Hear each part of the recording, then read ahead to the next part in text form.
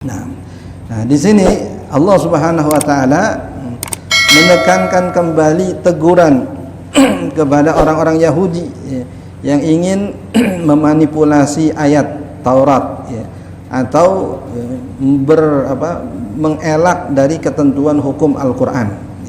Jadi Allah Subhanahu wa taala tegaskan, sungguh tidak ada yang lebih baik dari Allah ketentuan hukumnya. Tapi tidak semua orang meyakini begitu. Ada orang yang mengatakan tidak adil. Nah, jadi selagi satu kalimat mengandung beberapa makna, di dalam bahasa Arab disebut dengan al-lafzul mushtarak. Satu lafaz yang memiliki beberapa makna.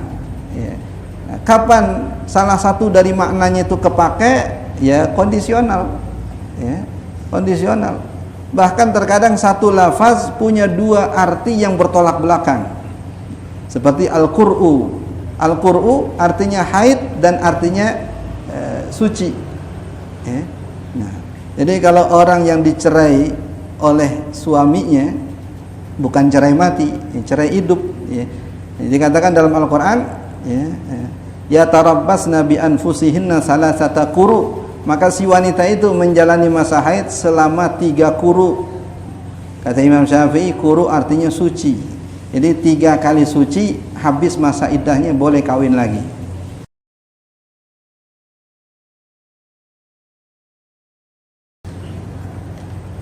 Assalamualaikum warahmatullahi wabarakatuh. Alhamdulillahi rabbil alamin, wa bihi nasta'inu ala umuri dunya waddin. Assalatu wassalamu ala ashrafil anbiya'i wal mursalin sayyidina wa maulana Muhammadin wa ala alihi wa sahbihi ajma'in, wa ba'd. Fa inna asdaqal hadithi kitabullah wa khairal hadi hadi sayyidina Muhammadin sallallahu alaihi wasallam wa syarral umuri muhdatsatuha wa kullu muhdatsatin bid'ah wa kullu bid'atin dhalalah wa kullu dhalalatin finnar, atau kama qala an-nabi sallallahu alaihi wa alihi wa sahbihi wasallam. Ma'asyiral muslimin, hadirin para asatidz, para hujjaj, jamaah dimuliakan Allah. Alhamdulillah wa syukrulillah, malam yang mulia ini kita kembali dipertemukan Allah Subhanahu wa taala di majlis yang mulia ini dalam keadaan sehat wal afiat.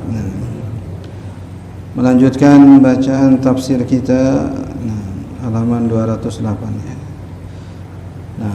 Ila qaulihi ta'ala, a'udzu billahi minasyaitonir rajim. Wa man ahsanu minallahi hukman liqaumin yuqinun. Wa qala al-mufassir rahimahullahu ta'ala, fa innahum humul ladzina ya'rifuna annahu la ahada a'dalu minallahi hukman wa la ahsana minhu bayanan. Qala ta'ala, wa man ahsanu minallahi hukman liqaumin yuqinun.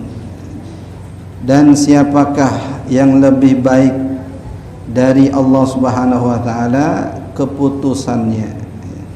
Siapakah yang lebih baik daripada Allah Subhanahu wa taala ketentuan hukumnya? Ini setelah sebelumnya Allah Subhanahu wa taala membongkar tipu daya orang-orang Yahudi dan usaha mereka untuk memalsukan kitab Taurat, sekaligus berpaling dari keputusan atau ketentuan hukum yang ada di dalam Al-Quran. Jadi kitab Taurat dia nggak mau ikutin, yang Nabi putusin berdasarkan ayat Quran pun juga mereka nggak mau ikutin. Maka Allah Subhanahu wa taala bertanya, dan pertanyaan ini dalam babut tauhid adalah setegas-tegasnya penekanan. Ini kadang taukid dengan huruf, ini taukid dengan istifham. Wa man ahsanu, memangnya siapa?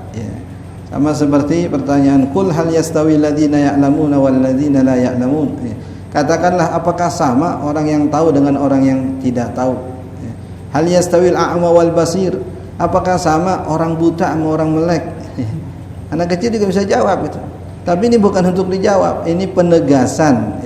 Dalam bahasa Arab pertanyaan itu kadang berfungsi untuk menegaskan sesuatu. Sama seperti ini nih. Qul hal yastawi alladziina ya'lamuuna wal ladziina la ya'lamuun. Tahukah, katakan hai Muhammad kepada mereka, apakah sama orang yang mengetahui dengan orang yang tidak mengetahui? Hal yastawil a'ma wal basir. Apakah sama orang yang buta dengan orang yang bisa melihat? Nah, jelas tidak sama gitu ya. Jelas tidak sama, itu penekanan, penegasan. Nah, begitu juga pertanyaan, wa man ahsanu minallahi hukman. Siapa orang yang ketentuan hukumnya lebih baik daripada Allah Subhanahu wa taala? Ya enggak ada. Ya. Justru ini bukan pertanyaan tapi penegasan. Artinya sungguh tidak ada seorang makhluk pun yang ketentuan hukumnya itu lebih baik daripada ketentuan hukum Allah Subhanahu wa taala. Dan ini terbukti sepanjang zaman. Ketentuan waris dalam Islam, tidak ada ketentuan hukum lain yang lebih adil daripada ketentuan Islam. Ketentuan hukum pernikahan, perceraian, tidak ada ketentuan hukum yang lebih baik dan lebih adil daripada ketentuan Islam sampai sekarang. Nah, bahkan kawan kita ada ngajar ilmu waris di Al-Azhar. Itu banyak orang Cina yang ikut belajar. Karena dalam penilaian dia, pengamatan dia, tidak ada hukum waris yang lebih detail daripada Islam. Tidak ada hukum waris yang lebih adil daripada Islam. Bagaimana kita bisa adil selain hukum Allah? Kalau Allah yang lebih tahu siapa yang Allah bahasakan, innakum la tadruna ayyuhum aqrabu lakum naf'a. Kalian tidak tahu siapa di antara ahli waris yang lebih bermanfaat untuk kalian. Apakah bapak kita, apakah anak kita, apakah istri kita? Nah, proporsionalnya Allah Subhanahu wa taala itu berdasarkan manfaat. Nah kita nggak tahu siapa yang lebih manfaat buat diri kita. Apakah orang tua kita, apakah anak kita? Nah, orang tua ada manfaat, anak juga ada manfaat. Tapi siapa yang lebih besar manfaatnya? Nah, porsi itulah yang jadi landasan penentuan. Jadi anak ini porsinya lebih besar karena mereka meneruskan jalur estafet perjuangan kita dan sebagai penyambung kehidupan kita. Kehidupan kita sesudah kematian kita adalah anak-anak kita. Mereka yang menjadi ingat-ingatan orang, anaknya si anu gitu ya. Orang tua selesai dengan mereka wafat, kita sebagai penerusnya. Nah, ketika kita wafat, anak-anak kita lah sebagai penerusnya. Nah, begitu juga dengan jatah masing-masing. Ini dapat 1/8, dalam keadaan lain dapat 1/4. Ini ashabul furud, ini asabah, ini mahjub. Ada hijbu hirman, ada hijbu nuqsan. Ada yang berkurang jatahnya, ada yang sama sekali hilang jatahnya dengan sebab ada yang lain. Ini ketentuan-ketentuan ini, ketentuan yang ditentukan oleh Allah Subhanahu wa taala berdasarkan asumsi tadi itu. Innakum la tadruna ayyuhum aqrabu lakum naf'a. Kalian tidak tahu siapa ahli waris kalian yang lebih besar manfaatnya untuk kalian. Nah, apakah manfaat duniawi, apakah manfaat ukhrawi. Nah, jadi ikut kita. Enggak ada ketentuan dalam syariat yang lebih detail daripada ketentuan waris. Nah, kalaupun tidak tercantum di dalam Al-Qur'an, cari hukumnya berdasarkan hadis. Ada seorang wanita tua datang kepada Sayyidina Abu Bakar As-Siddiq radhiyallahu ta'ala. Bahasa wanita tua maksudnya nenek-nenek. Wanita tua, nenek-nenek datang kepada Sayyidina Abu Bakar As-Siddiq, nanya, apakah saya dapat waris? Apakah saya dapat jatah waris? Kata Sayyidina Abu Bakar, lam ajid laki fi kitabillahi nasiban. Kalau setahu saya di Al-Quran tidak ada tuh jatah buat nenek-nenek gitu. Akhirnya si nenek tadi itu pulang nangis, ya kagak dapat warisan gua.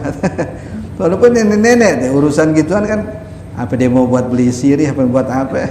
Yang penting megang duit kata orang, yang penting gua megang duit. Nah, akhirnya Sayyidina Abu Bakar radhiyallahu anhu kemudian ngumpulin para sahabat. Nanya masing-masing, apakah ada di antara kalian yang tahu keputusan Nabi tentang jatah waris buat nenek-nenek? Ada sahabat mengatakan, ya Khalifata Rasulillah, Dulu di zaman Rasul masih ada, saya pernah itu Nabi putusin nenek-nenek dapat 1/6. Dapat 1/6, iya, Masya Allah ya. Nikmat ya, karena ada orang yang tahu keputusan Rasulullah. Jadi beliau nggak perlu mutusin sendiri ya. Nggak perlu nebak-nebak sendiri, nggak perlu pendapat pribadi sendiri, nggak perlu ijtihad sendiri. Akhirnya dipanggil si nenek itu, dikasih tahu keputusan yang pernah diputuskan oleh Rasulullah SAW. Udah girang tuh nenek, alhamdulillah dapat juga warisan katanya. Nah, itu kehati-hatian para sahabat Nabi SAW. Ya, sehingga kalau ya, dalam tatanan Al-Quran ya, ketentuannya belum tercantum, ya, maka turun kepada tatanan yang kedua, hadis Nabi SAW. Kalau juga ternyata di dalam hadis belum tercantum, cari referensi daripada ijma ulama ya. Mungkin ada konsensus ulama dalam masalah itu. Kalau juga nggak ada, cari dalam literatur kias para ulama. Apakah ada sisi yang bisa dikiaskan ya? Di sisi ditarik ya, garis persamaan antara satu masalah dengan masalah yang lain ya. Kemudian disamakan status hukumnya ya. Di Al-Quran ya, tidak ada hukuman nabiz ya. Nabiz ini artinya minuman keras ya, yang terbuat dari perasan korma. Yang ada minuman keras dari perasan anggur, khamar ya. Nah, jadi redaksi nabiz tidak ada. Yang ada dalam Al-Quran khamar, innamal khamru wal maisiru wal ansab wal azlam ya. Nah, akhirnya ulama mengkiaskan. Kenapa khamar diharamkan? Karena ada sifat memabukkan, disebut dengan al-iskar. Akhirnya dilihat, diselidiki, di nabiz ada nggak sifat itu. Ternyata nabiz punya akibat yang sama, punya dampak yang sama, yaitu bisa juga memabukkan. Akhirnya karena kesamaan dampak disamakanlah hukumnya. Ini yang disebut dengan kias. Nempeleng orang tua di Al-Quran nggak ada. Al-Quran hanya mengatakan fala taqul lahuma uff, jangan berkata uff sama orang tua. Nah, dikiaskan uff itu kenapa dilarang? Karena menyakitkan. Kalau gampar apalagi. Maka disamakanlah hukumnya. Gampar orang tua hukumnya haram, sebagaimana berkata uff hukumnya haram. Ini namanya kias. Kalau nggak ada kias repot kita ya. Semua diatur dengan dalil, repot, semua ada dalilnya. Quran nggak tebal sekarang karena semua harus diterangkan ya. Nah dulu nggak ada sistem perbankan ya. Nah yang ada ketentuan tentang praktek riba. Lalu dicari kesamaannya, ada nggak praktek perbankan kesamaannya dengan riba? Nah, lihat unsur-unsurnya, lihat apa detail permasalahannya. Kalau ditemukan ada kesamaan, ya disamakan status hukumnya. Itu namanya kias. Dan ini yang menyebabkan syariat Islam menjadi lentur, ya, menjadi cocok sepanjang zaman karena perangkatnya siap ya, untuk mengantisipasi perubahan zaman. Perangkatnya udah siap, hukum-hukumnya komplit, udah perangkat-perangkatnya tinggal dicocokin dengan keadaan zaman sekarang. Nah, di sini Allah Subhanahu wa taala menekankan kembali teguran kepada orang-orang Yahudi yang ingin memanipulasi ayat Taurat ya, atau mengelak dari ketentuan hukum Al-Quran. Jadi Allah SWT tegaskan, sungguh gitu, tidak ada yang lebih baik dari Allah ketentuan hukumnya. Tapi tidak semua orang meyakini begitu. Ada orang yang mengatakan tidak adil. Nah, ada yang menyatakan demikian. Kalau ditanya muslim, tapi dia merasa bahwa ketentuan hukum Allah itu tidak adil. Nah, maka Allah Subhanahu wa taala tegaskan di penghujung ayat, indahnya, bagusnya keputusan Allah, ketentuan hukum Allah Subhanahu wa taala, dan tiada ada yang menandinginya liqaumi yuqinun, bagi orang-orang yang memiliki keyakinan. Bagi orang yang memiliki keyakinan, keimanan di dadanya, di hatinya ada yakin dengan ketentuan hukum Allah. Kadang-kadang di awal tidak terima, kemudian sadar lalu terima. Ada yang tidak terima dari awal sampai akhir kagak terima. ada di zaman Nabi SAW, Sayyidina Zubair bin Awam radhiyallahu taala anhu. Sayyidina Zubair ini sepupu Rasulullah, karena ibunya Sayyidatuna Sofiyah itu saudari daripada Abdullah, ya, ayah daripada Rasulullah SAW, Sofiyah binti Abdul Muttalib. Nah, Zubair bin Awam ini membuat irigasi untuk mengairi kebun kormanya. Jadi ditarik itu garis galian sampai ke kebunnya. Di samping kebun beliau atau sebelum kebun beliau ada kebun seorang Ansar. Ya, kebetulan ada orang lagi gali irigasi, lewatin depan kebunnya, dia minta, "Ya Zubair, ya, bikin lubang kemari ke kebun aneh."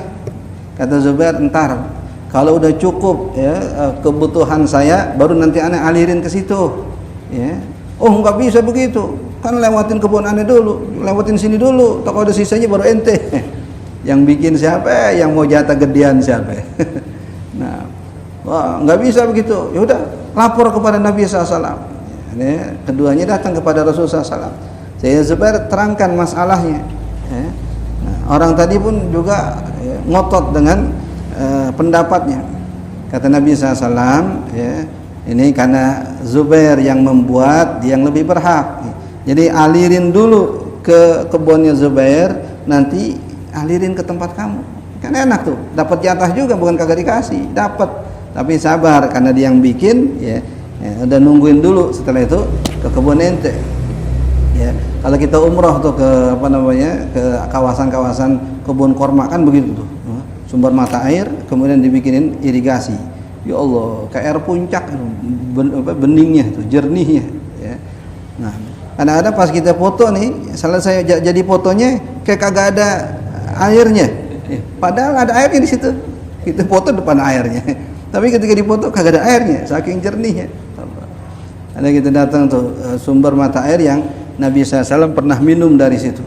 Sampai sekarang grojok kagak habis-habis, masya Allah. Sampai karena banyak orang yang tabarruk, akhirnya sama pemerintah Saudi ditutup. Ya. Kemudian nama si pemilik kebun, ya, yang tempat ditutup tadi dicalurin lagi, dialirin pipa ke tempat yang lain. Jadi nongol di tempat yang lain, di tempat yang itu biarin ditutup. Ya. Tapi tetap aliran airnya masih ada, yang penting airnya, bukan tempatnya. Nah, tempat ya ada nilai keberkahannya, tapi yang penting nih airnya nih. Ya. Ini orang mendengar keputusan Nabi SAW mengatakan, "Awakana ibna ammatika ya Rasulullah." Ya. Apakah karena dia sepupu kamu mutusin begitu ya Rasulullah? Begitu ngomong. Nah, itu udah kurang enak dah. Ya, saudara ente sih yang terjadi begini, waktu begitu. Ya. Kata begini Nabi SAW, hukuman nggak ada marah yang mengeluarkan beliau dari kebenaran. Kata Nabi SAW, "Ya Zubair, alirin kebun kamu, kemudian simpen airnya, jangan kasih dia dah. Ini kagak tahu bersyukur yang begini nih, mahrum." Ini bukan emosional, ini ketentuan hukum. Ya Zubair, iski zar'ak wahbis, alirin irigasi ke kebun kamu, kemudian tahan airnya. Buat apain? Buat nyiram kayak buat apa kayak? Nanti kalau mau bikin sendiri kasarnya. Udah tinggal codet doang, masih susah. Nah, itu ketentuan hukum, yang dikatakan sebagai ketentuan hukum yang kadang tidak diterima oleh orang yang diputuskan oleh Nabi SAW. Nah, kemudian ada konsekuensi ketika tidak menerima hukum dan ketentuan dari Nabi SAW. Ya, itu dalam bahasa Al-Quran ada 3 yang disebut oleh Allah Subhanahu Wa Taala. Wa may yashaqiqillaha war rasula min ba'di ma tabayyana lahul huda wa yattabi' ghaira sabilil mu'minin nuwallihi ma tawalla wa nuslihi jahannam wa sa'at masira. Siapa yang menyakiti Allah, menyakiti Rasul, dan tidak mengikuti jalan orang-orang yang beriman, artinya mengikuti Allah, atau menyakiti Allah maksudnya berpaling dari Quran, menyakiti Rasul artinya berpaling dari ketentuan hadis. Kemudian wa yattabi' ghaira sabilil mu'minin, lalu dia mengikut bukan jalan orang Islam, artinya keluar dari konsensus ulama, keluar dari ijma' ulama, nuwallihi ma tawalla wa nuslihi jahannam wa sa'at masira. Kami sediakan tempatnya di neraka jahannam, waliyadzubillah. Ikut Quran ogah, ya. Patuh sama hadis nggak mau. Mengikuti ketentuan ijma ulama ya ogah juga. Ya udah, mau ngapain lagi kasarnya. Padahal kehidupan di dunia itu bisa selamat kalau kita ikut, ya, ikut Quran, ikut hadis, dan ikut jalan para ulama. Ya.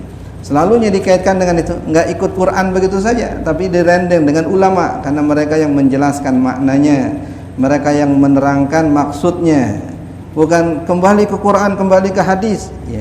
Dan bagi orang yang punya kapasitas ilmu, mungkin bisa langsung kembali Quran dan hadis. Ya. Bagaimana dengan yang nggak punya kapasitas? Ya. Jelas kebingungan. Ya. Jangan-jangan ayat Quran, ya, dia artikan sepemahaman terjemahan dia saja. Ya. Fawailul lil musallin, celakalah bagi orang-orang yang sholat.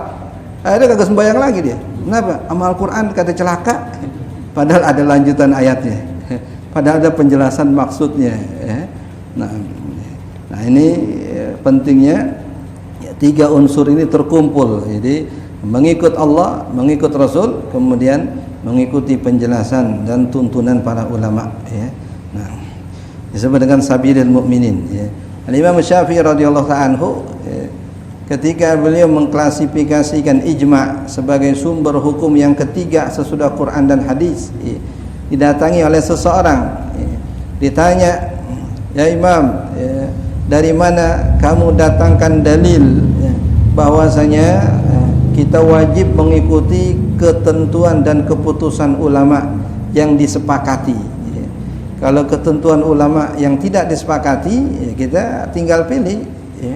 Mau ikut yang mana, ya, asalkan yang kita ikut ini juga orang-orang yang bisa dipercaya. Nah, kalau mereka bersepakat pada satu hal, kita harus ikut kesepakatan itu. Nggak boleh keluar dari kesepakatan ulama. Wa man sazza finnar. Siapa yang keluar dari ketentuan ulama, maka ia keluar masuk ke dalam neraka, waliyadzubillah. Ya. Itu hadis Nabi SAW. Wa man sazza finnar. Ya. Cuma ijma itu, konsensus ulama itu ada kriterianya, ada syarat-syaratnya. Ya. Nah, beda dengan seumpama fatwa. MUI Majelis Fatwa menjelaskan tentang hukum, tapi tidak mengumpulkan ulama untuk menyepakati satu hukum. Kalau ulama semua yang hidup di zaman sekarang dikumpulin kemudian menyepakati hukum, nah itu baru ijma. Ya. Tapi kalau institusi terbatas, ya, orang-orangnya juga terbatas, jangankan ulama dunia, ulama Indonesia juga nggak semuanya ada di situ. Ya.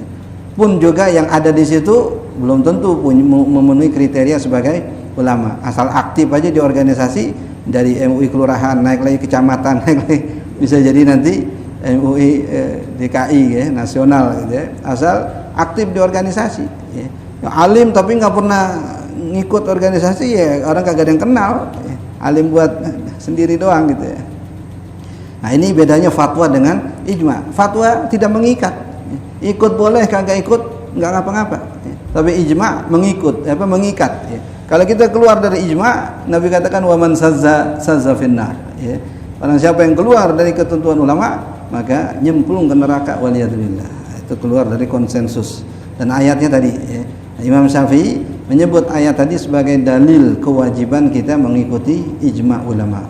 Maka syarat seorang mufti, ya, syarat seorang mufti, selain dia tahu ayat Al-Quran, selain dia paham hadis, dia juga harus hafal ijma ulama. Jangan sampai dia memutuskan hukum yang ternyata bertentangan dengan apa yang sudah disepakati oleh ulama.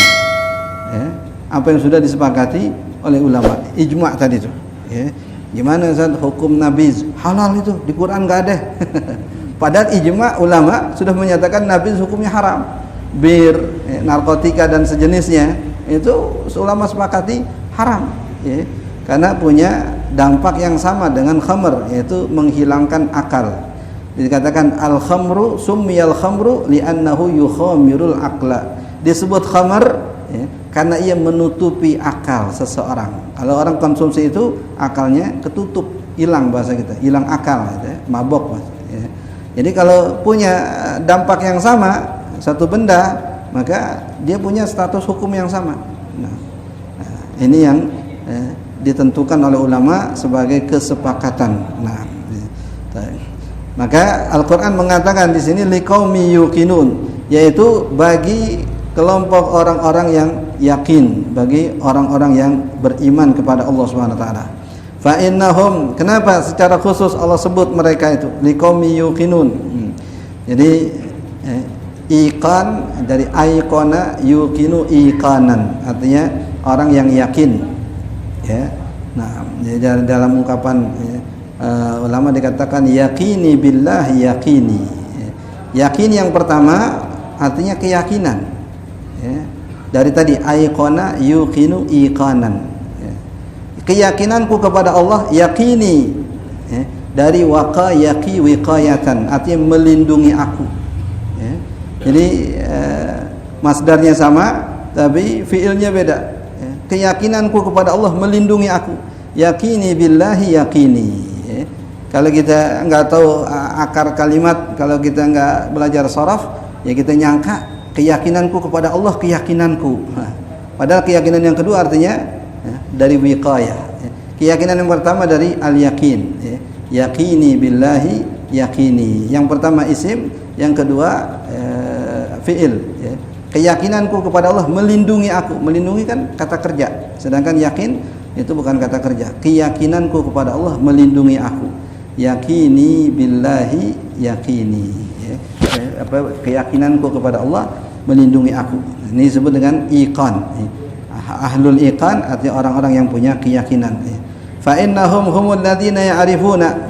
Kenapa? Karena mereka itulah orang-orang, ya, yang mengetahui annahu la ahada a'dal minallahi hukman. Tidak ada seorang pun yang lebih adil dari Allah Subhanahu wa taala ketentuan hukumnya. Wala ahsana minhu bayanan, dan tidak ada seorang makhluk pun yang lebih baik penjelasannya daripada Allah. Alasannya kenapa begini, Allah yang paling bagus, ya. Nah, seperti, ya, ketentuan hukum waris tadi Allah sudah pastikan. Allah yang lebih paham, Allah yang lebih tahu siapa yang lebih bermanfaat untukmu dari sekian ahli warismu. Bahkan ada kerabat kita yang nggak dapat jatah waris, ya. Ulul arham, ya. Mereka yang kita katakan sebagai rahim kita atau ahli rahim kita, bukan termasuk ashabil furud. Mereka nggak dapat waris, ya. Cuma kalau kita punya kelebihan, kita dianjurkan untuk membagi mereka, ulul arham. Nah, ya. Nah, Nabi SAW, ya, setelah selesai perang, ya, pernah membagi-bagi rampasan perang, ya. Setelah rampasan perang itu dibagi, ini ada sudut pandang seorang pemimpin, ya, yang punya otoritas, ya, untuk memporsikan rampasan perang sesuai dengan penilaiannya, sesuai dengan kebijakannya, ya. Seperti dalam perang Hunain, ya. Orang-orang yang baru masuk Islam pada peristiwa Fatu Makkah kemudian bergabung dengan kaum muslimin ikut perang Hunain, itu cuma beda sebulan dari masuk Islam langsung ikut perang, ya. Jadi ada 2.000 mu'alaf, ya. Karena 10.000 itu yang ikut membebaskan kota Mekah, ya, di bulan Syawal, ya. Kemudian langsung menuju Hunain, ya. Tambah 2.000 yang baru masuk Islam dari penduduk Mekah, sehingga pasukan kaum muslimin 12.000, ya. Awalnya ngalamin kekalahan karena merasa jumawa dengan jumlah pasukan yang besar 12.000. Biasanya cuma 300, dalam perang Badar cuma 300. Ini 12.000, ya. Nah, kemudian, ya, akhirnya berhasil menguasai keadaan dan memenangi peperangan, ya. Itu rampasan perangnya ribuan, ya, binatang-binatang ternak, kambing, onta, ya. Nah, sampai Nabi SAW membagi jatah satu orang nih. Abu Sufyan baru masuk Islam, anaknya Muawiyah baru masuk Islam, ya. Saudaranya Yazid, ya, bin Harab juga baru masuk Islam, ya. Nah, jadi Nabi kasih 100 ekor onta, padahal mu'alaf baru ikut perang, ya. Kata Abu Sufyan, ya Rasulullah, gimana saudara saya Yazid, masa engkau nggak kasih? Kata Nabi kasih 100, kasih 100 onta. Bagaimana anak saya Muawiyah kan ikut juga, kasih juga 100 sekeluarga udah 300 ekor onta. Nah, itu binatang paling mahal saat itu. Nah, ada kemudian orang-orang Ansor, bahasa kita gigit jari kagak dapat pape. Nah, sampai mereka di belakang ngedumel. Nabi lupa sama kita ya. Dulu orang Mekah ngusir beliau, kita yang nampung. Dulu orang-orang Mekah nggak beriman sama beliau, kita yang beriman. Udah masing-masing dengan opininya. Sampai perkataan itu ke telinga Rasulullah SAW. Nabi kemudian kumpulin. Ini omongan keluar karena masalah pembagian tadi. Akhirnya mereka ungkit-ungkit yang dulu-dulu tadi itu. Sampai Rasulullah SAW kemudian mengingatkan, orang-orang Madinah, orang-orang Ansar, orang Mekah setelah selesai perang, mereka balik ke Mekah bawa kambing, bawa onta. Kalian balik ke Madinah bawa aku. Apa ente pengen aneh ke Mekah, kemudian ente bawa kambing pulang ke Madinah? Mau barter kambing sama Rasul SAW. Akhirnya mereka mengatakan, radina bi Rasulillah. Ya udah kami ridha dengan Rasulullah. Ya indah mereka bawa onta asal kami pulang bawa Nabi. Kan Nabi pulang kampung ke Mekah.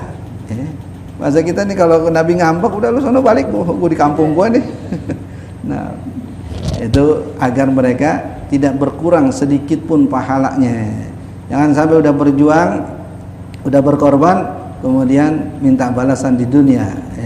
Tar balasan di akhirat maksimumnya, di dunia itu sekedarnya. Nah, ini ketentuan. Jadi kemudian ada seorang mengatakan itu, wallahi ma hadhihi qismatun urida biha wajhullah. Kata orang tadi, demi Allah, ini pembahagian yang bukan karena Allah. Dikatakan pembahagian bukan karena Allah. Ya, mungkin karena kerabat Nabi itu kan orang-orang Mekah yang notabene mereka orang Quraisy, suku asli Rasulullah SAW. Karena kerabatnya aja tuh dikasih kambing, dikasih onta. Kita bukan siapa-siapa kagak dikasih papeh kasar gitu. Allahu Akbar. Nah, pernyataan itu didengar oleh sahabat Abdullah bin Mas'ud radhiyallahu anhu, kemudian diadukan kepada Rasulullah SAW. Rasul kemudian mengatakan kepada para sahabat ini, illam akun a'dil faman ya'dilu idzan. Kalau saya dianggap tidak bersikap adil, lalu siapa yang kalian harapkan bersikap adil selain saya? Ini adil kan pandangan yang mungkin subjektif bagi sebagian orang. Ya, jadi makanya di sini ditekankan liqaumi yuqinun, bagi orang yang yakin, bagi orang yang beriman ketentuan hukum ini. Akhirnya Sayyidina Umar mengatakan, ya Rasulullah, da'ni adrib unuqa hadzal munafiq. Boleh enggak Tuhan perkenankan saya tebas leher si munafik yang ngomong begitu nih. Namanya Dzul Khuwaisirah. Nabi SAW mengatakan, la, jangan. Saya khruju min di'i hadza. Akan lahir dari keturunan orang ini, orang yang nanti akan memecah belah umatku di akhir zaman. Ini dia keturunan ini. Allah udah tentuin nanti nggak bisa bunuh dia, karena bakal punya keturunan yang nanti keturunannya bakal memecah belah umatku. Disebut dengan Dzul Khuwaisirah. Nah, yang kemudian Nabi menuju ke arah Najd, daerah Saudi Arabia sekarang. Dari situ akan muncul qarna syaitan, tanduk syaitan yang akan memecah belah umat. Nah, itu hadis yang luar biasa. Walaupun pahit kedengarannya, tapi Nabi tegas menyatakannya. Nabi tegas menyatakan walaupun pahit kedengarannya. Nah, kok ada di tengah-tengah umat orang yang sudah Nabi prediksikan nanti akan memecah belah umat Rasulullah SAW. Nah, karena baru kemudian khitab kepada orang-orang beriman. Ya ayyuhalladzina amanu la tattakhidul yahuda wan nasara awliya. Ini Al-Maidah ayat 51 nih. Pernah viral nih ayat ini. Wahai orang-orang beriman, janganlah kalian menjadikan orang-orang Yahudi dan Nasrani aulia. Ya. Aulia banyak persepsinya, banyak pengertiannya. Nah, jadi selagi satu kalimat mengandung beberapa makna, di dalam bahasa Arab disebut dengan al-lafzul mushtarak. Satu lafaz yang memiliki beberapa makna. Nah, kapan salah satu dari maknanya itu kepake? Ya kondisional, ya kondisional. Bahkan terkadang satu lafaz punya dua arti yang bertolak belakang. Seperti al-qur'u. Al-qur'u artinya haid dan artinya suci. Ya. Nah, jadi kalau orang yang dicerai oleh suaminya, bukan cerai mati, cerai hidup. Ya. Jadi dikatakan dalam Al-Quran, ya tarabbasna bi anfusihinna salasata quru, maka si wanita itu menjalani masa haid selama 3 quru. Kata Imam Syafi'i, quru artinya suci. Jadi 3 kali suci, habis masa iddahnya boleh kawin lagi. Kata Imam Abu Hanifah, quru artinya haid. 3 kali haid baru boleh nikah lagi. Nah, padahal lafaznya sama, tapi punya 2 makna yang bertolak belakang. Bisa jadi punya 2 makna yang tidak bertolak belakang, gitu ya. Tapi ini justru punya 2 makna yang bertolak belakang. Kadang juga punya beberapa makna. Ya. Ini seperti wali di sini. Nah, la tattakhidhu al-yahud wan nasara awliya. Janganlah kalian menjadikan Yahudi dan Nasrani sebagai wali. Wali ini ada wali nikah, ya. Ada wali artinya pemimpin, gubernur, di zaman dahulu tuh waliul ahad, ya. Artinya putra mahkota, calon pengganti pemimpin sebelumnya, dan seterusnya. Nah, bagaimana kita menyikapi lafaz yang mustarak seperti ini? Ini lafaz yang memiliki kandungan makna yang berbeda. Yang pertama, kita harus hati-hati kalau berkaitan dengan bahasa Al-Quran, ya. Apalagi kalau sudah sampai ranah menafsirkan, ya. Karena ada Al-Quran, ada hadis Nabi SAW yang mengancam itu. Nah, man fassara al-Qur'ana bi ra'yihi falyatabawa maq'adahu minan nar. Ya Allah, kama qala Nabi SAW. Siapa yang mengartikan, menafsirkan Al-Quran dengan pikirannya, dengan opininya, maka ia sungguh telah memesan tempat di neraka, waliyadzubillah. Falyatabawa maq'adahu minan nar.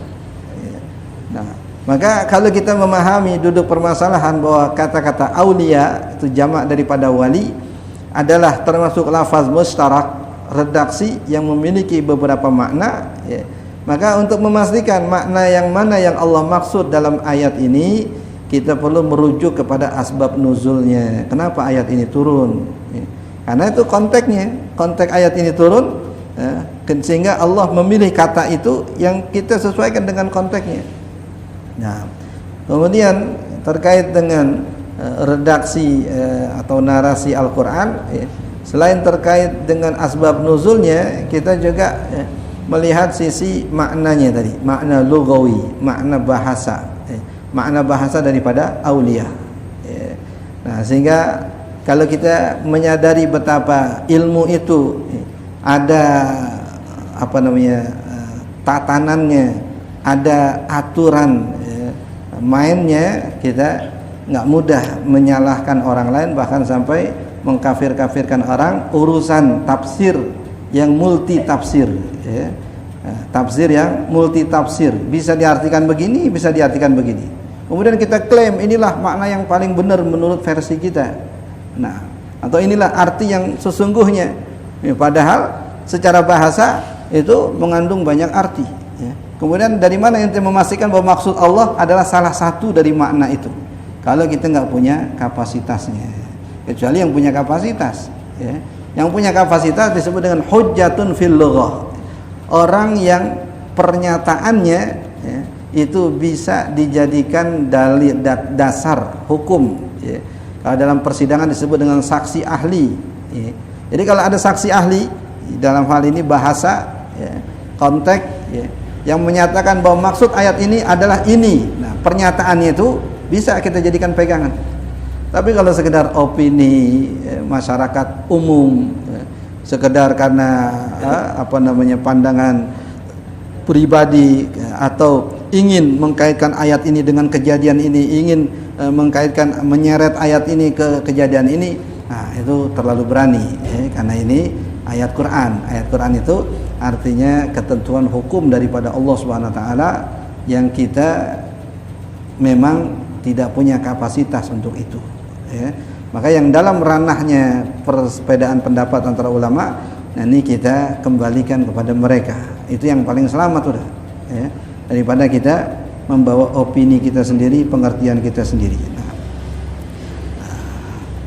ini penggalan pertama daripada khitab, ya, kepada khitabnya kepada orang-orang beriman, ya. Tahzirnya atau peringatannya supaya tidak menjadikan orang-orang Yahudi dan orang-orang Nasrani sebagai wali bagi mereka. Jika diartiin apakah artinya wali pernikahan? Gimana? Wali ada hukum tersendiri, kita disebut dengan tartibul wilayah. Jadi wali dari ayah kita, kalau enggak ada ke kakek kita ke atas terus, ya. Nah, kemudian ke samping disebut dengan al-umumah, paman kita, ya. Nah, kemudian kepada ke tengah kita dengan ukhuwah. Nah, kemudian kepada bunuwah, ya. Jadi masing-masing ada ketentuannya, ya. Yang dekat selagi masih ada, ya, maka dialah yang berhak untuk menikahkan muallatnya atau wanita yang dia menjadi walinya. Tidak kita beralih kepada yang jauh selagi yang dekat ini ada, ya. Kecuali dalam keadaan tertentu ada tapi seperti tidak ada, ya. Orangnya jauh di luar negeri misalkan, nggak mungkin kita hadirkan, ya. Nah, atau keadaan tertentu. Nah, ini wali dalam pengertian wali nikah, ya. Nah, kemudian wali dalam pengertian, ya, sebagai pemimpin wilayah, itu pun juga disebut dengan wali. Nah, bahasa lain amir, ya. Bahasa lain khalifah, ya. Ini kadang kerancuan istilah akhirnya membuat opini sebagian orang juga ikut terpengaruh dengan istilah, ya. Nah, karena Nabi SAW menyebut istilah dengan detail, ya. Dalam hadis misalkan kata Nabi SAW, al-khilafatu salasuna sana. Sistem khilafah itu 30 tahun. Ya. Dari Rasulullah wafat, kemudian dilanjutkan dengan Sayyidina Abu Bakar 2 tahun, dilanjutkan Sayyidina Umar 10 tahun, dilanjutkan Sayyidina Utsman 12 tahun, dilanjutkan Sayyidina Ali 6 tahun. Ya. Digenapkan jadi 30 tahun oleh khilafahnya Sayyidina Hasan bin Ali bin Abi Thalib radhiyallahu anhu. Genap 30 tahun. Setelah itu bukan lagi sistem khilafah. Ya. Maka yang terakhir misalkan di Turki disebut dengan khilafah Utsmaniyah, itu menggunakan istilah, ya, khilafah, ya. Tapi kalau urutan hadis Nabi SAW itu selesai dengan 30 tahun pertama, ya, setelah wafatnya Nabi. Adapun yang kedua Nabi sebut dengan mulkan adudan, ya. Nah, ya, artinya kepemimpinan yang otoriter, ya. Nah, terus berlanjut kepada sistem-sistem pemerintahan yang sesudahnya.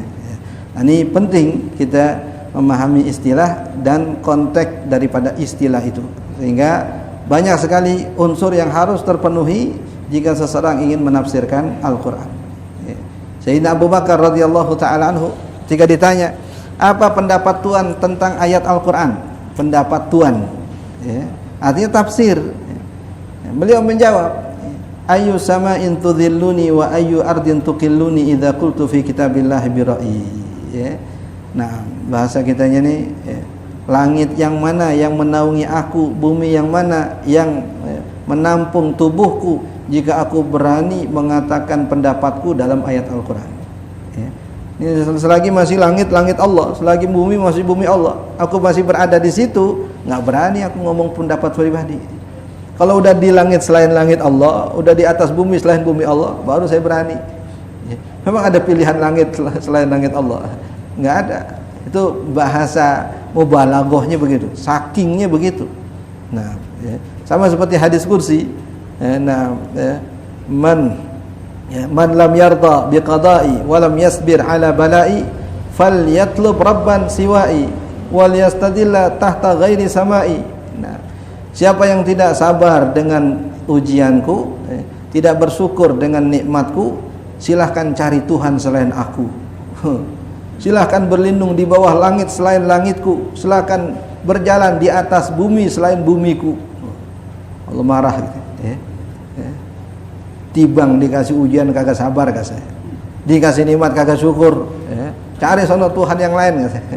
Nah, ini bahasa mubalaghah itu ya, penekanan. Nabi SAW pun juga dalam hadis tadi juga menekankan ya. Ucapan Sayyidina Abu Bakar juga menekankan begitu ya. Jadi selagi masih di atas bumi, di bawah langit, nggak berani yang berpendapat tentang pendapat pribadi. Nah, wallahu a'lam.